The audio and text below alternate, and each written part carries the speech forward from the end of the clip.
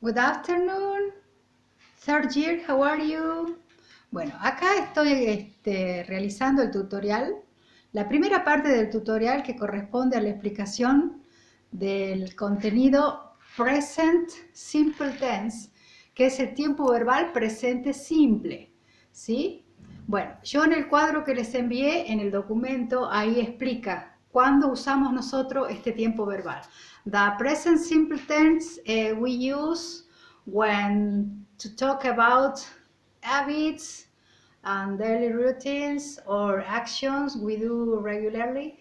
Nosotros usamos este tiempo verbal para hablar de los hábitos, de las rutinas diarias, de las acciones que realizamos regularmente en el tiempo presente. Bueno, esta primera parte consta de la explicación de la estructura gramatical de una oración afirmativa, ¿sí? Como dice ahí, affirmative form. ¿Cómo se forma una oración afirmativa? Bueno, vamos a lo que es la estructura. Primero va lo que es el subject o sujeto, luego el main verb o el verbo principal y el rest of sentence, que es el resto de oración. Esa sería la estructura para armar una oración en presente simple en forma afirmativa. Cuando yo hablo de resto de oración, bueno, el resto de oración también tiene su estructura gramatical en inglés y después, más adelante, vamos a explicar bien cuáles son los complementos del resto de la oración. Bueno, cuando yo me refiero a subject, ya saben que es el sujeto. Puse como ejemplo, example, I study English online.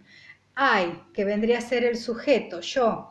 Study, que vendría a ser el verbo principal o main verb, estudiar. English online es el rest of sentence que dice inglés online o en línea. Bueno, I study English online. Así es la oración en su forma afirmativa del tiempo presente simple. Pero acá hay unos tips, como les puse acá, una notita, en donde yo lo tengo que tener bien, pero bien aprendido porque es importante. También en ese cuadro gramatical que les mandé en el documento, les explica esta parte que yo les anoté acá. Bueno, cuando el sujeto de la oración afirmativa, ¿sí?, está en tercera persona del singular. Cuando yo hablo de tercera persona, automáticamente relaciono a los pronombres he, she and it. ¿Estamos? Eso ya lo saben.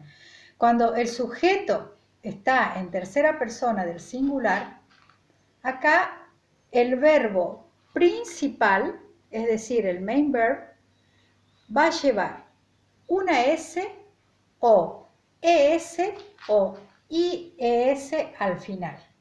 También en ese cuadro gramatical yo les explico cuándo el verbo lleva S, cuándo lleva ES y cuándo lleva IES. Por ejemplo, hay verbos que terminan en O, en X, en SH o en CH o en doble S, entonces le vamos a agregar al final ES. Por ejemplo, yo les puse acá, she, el verbo teach, hasta ahí significa el verbo enseñar. Y como quiero armar una oración en tercera persona, ese verbo termina en CH, entonces le voy a poner ES. Dice, she teaches English.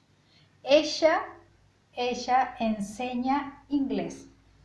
Ese sería un ejemplo de un verbo que termina en CH. Para trabajar en una oración afirmativa en tercera persona, ese verbo va a llevar ES al final. La mayoría de los verbos llevan una S. Por ejemplo, el verbo learn, que es el verbo aprender. She learns English. Ella aprende inglés. ¿Y cuándo va a llevar IES? Cuando, por ejemplo, el verbo termina en una consonante más una Y. Está por acá el ejemplo, el verbo study como ejemplo. Study, que es estudiar. ¿En qué termina? En una consonante más una Y. Si yo voy a armar una oración en tercera persona, como she, yo voy a armar esta oración, pero el verbo va a sufrir esta variante. Dijimos que se le pone al final IES, entonces va a quedar de esta forma. She studies English. Ella estudia inglés. Eso es muy importante porque cuando estoy trabajando en este tiempo verbal y en tercera persona, hay verbos que al final se le debe agregar ES, IES o en su defecto a la mayoría se le va a agregar una S. Esa sería la primera parte de lo que corresponde a la explicación del tiempo present simple tense.